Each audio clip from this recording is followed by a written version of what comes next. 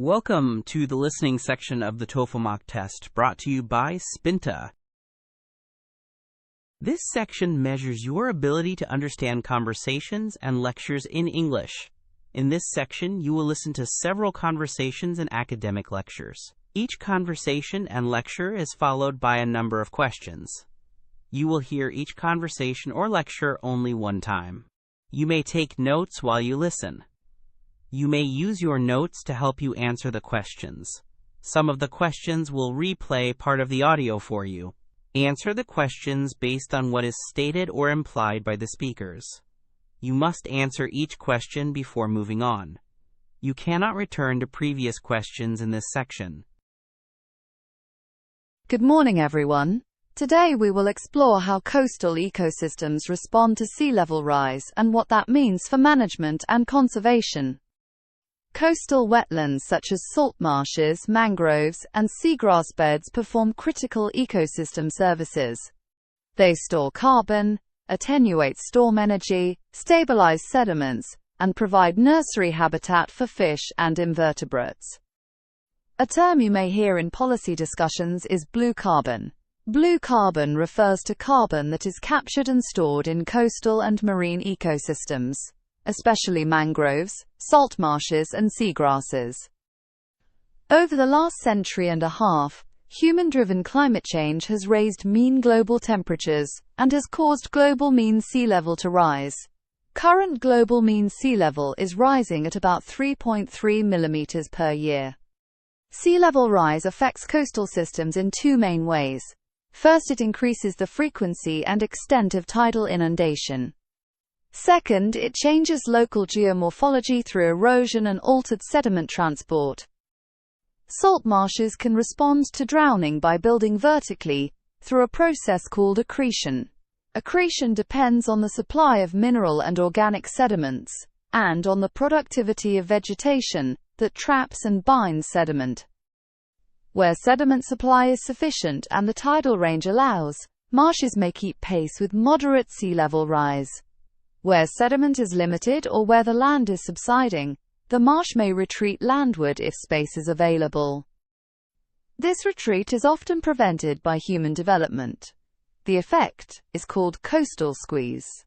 When roads, seawalls, or development block landward migration, marshes are trapped between rising water and hardened infrastructure and are lost. I want to give you two contrasting case studies.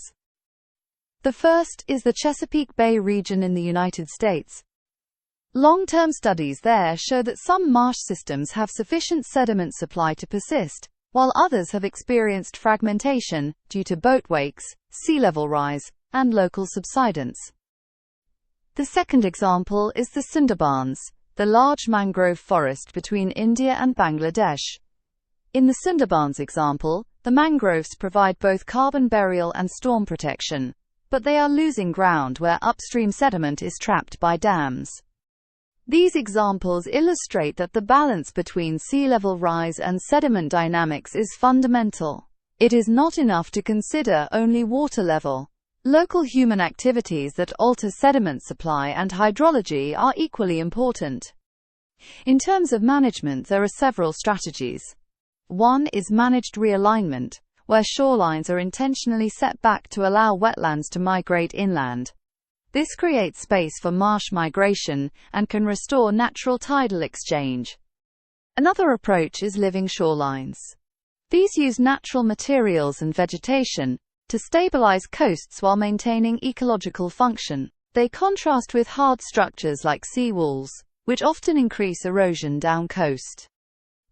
Restoration projects sometimes use sediment augmentation or thin layer placement to raise marsh elevation artificially. These techniques can buy time, but they work best when combined with actions that restore sediment supply and hydrological connectivity. Finally, we should consider ecosystem services in planning. Protecting blue carbon stores has both climate mitigation and local adaptation benefits. Conserving or restoring coastal ecosystems can be cost-effective compared with engineered defenses in many settings. To summarize, sea level rise poses a real threat to coastal ecosystems, but outcomes depend on sediment dynamics, space for migration, and human choices. Effective management integrates geomorphology, ecology, and social planning. That concludes the lecture. Next time we will examine modeling tools used to project marsh response to different sea level rise scenarios.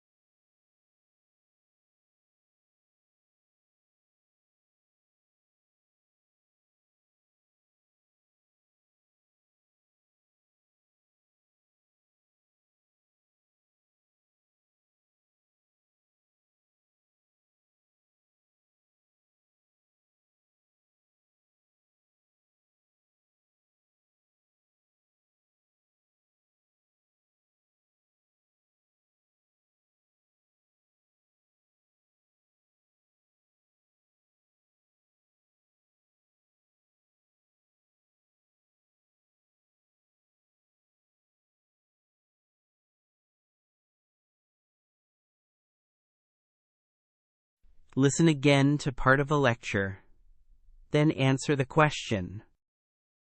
In the Sundarbans example, the mangroves provide both carbon burial and storm protection, but they are losing ground where upstream sediment is trapped by dams.